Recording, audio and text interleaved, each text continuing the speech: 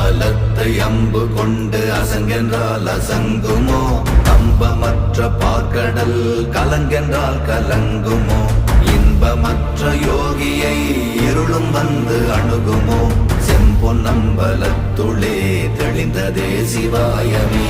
ஓம் நமச்சிவாய ஓம் ஓம் நமச்சிவாய ஓம் நமச்சிவாய ஓம் ஓம் நமச்சிவாய ஓம் நமச்சிவாய ஓம் ஓம் நமச்சிவாய ஓம் நமச்சிவாய ஓம் ஓம் நமச்சிவாய.